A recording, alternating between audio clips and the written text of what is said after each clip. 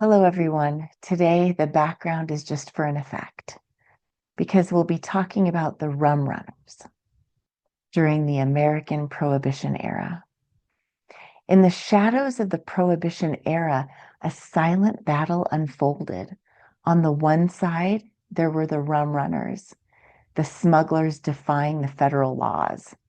On the other, a growing force of U.S. intelligence armed with emerging technology, but the real battleground, the airwaves.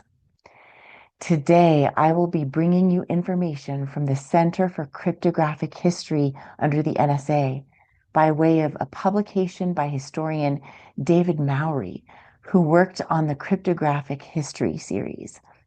This history predates the NSA. The year was 1920, and the 18th Amendment had just banned the sale, transportation, and production of alcohol. Almost overnight, a booming black market emerged. Smugglers known as rumrunners transported liquor into the United States from places like the Caribbean, Canada, and beyond. As law enforcement struggled to control these operations on land, the rum runners turned to the sea, using fast boats to outmaneuver the Coast Guard. But what most people didn't know was that the real key to their operations lay in radio communication.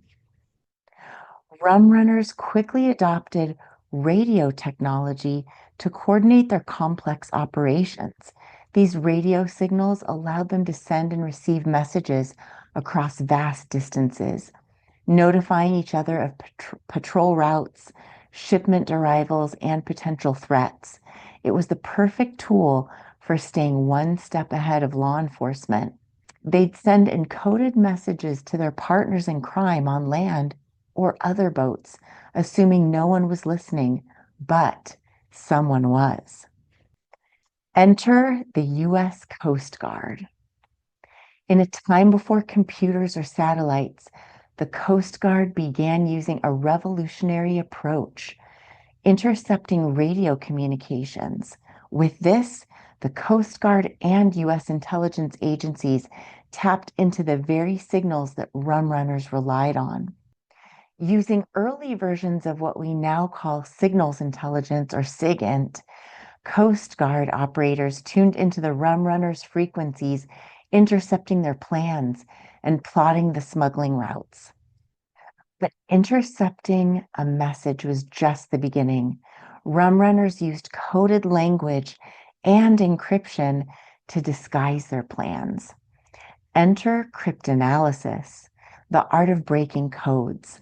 Coast Guard personnel, often working with other intelligence agencies, began cracking these codes, revealing the smugglers' next moves. These early efforts laid the groundwork for modern intelligence work.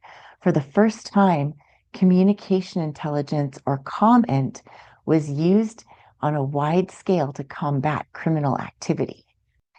These interceptions led to some major successes. Ships were caught, shipments of alcohol were seized, and rum running networks were dismantled. However, the smugglers were always adapting. They changed frequencies, improved their encryption, and constantly moved to stay ahead of the Coast Guard. It became a game of cat and mouse, with the rum runners refining their techniques and the U.S. intelligence agencies evolving their methods to keep up. The battle against rum runners provided more than just liquor seizures. It gave the U.S. invaluable experience in radio intelligence, interception, and cryptography. Many of the techniques developed during Prohibition would later evolve into sophisticated signals intelligence methods used during World War II and beyond. In fact, the agencies that later became the NSA drew upon lessons learned during this period, paving the way to modern cryptology and communications interception. The legacy of radio intelligence during Prohibition still resonates today. What began as an effort to catch rum runners evolved into one of the most critical elements of national security. the ability to monitor, decode, and intercept encrypted communications. Without the lessons learned during Prohibition, the U.S. intelligence agencies might not have developed the early expertise in radio surveillance and cryptanalysis that became so vital during global conflicts and Cold War espionage. The Rumrunners thought they were invincible, their coded messages keeping them safe from the law, but in the end, it was those very messages that brought them down. Radio intelligence turned the tide against Prohibition-era smugglers, laying the foundation for the intelligence community we know today. And so what started a battle over illegal alcohol became a turning point of the world of cryptology, radio intelligence, and ultimately national security.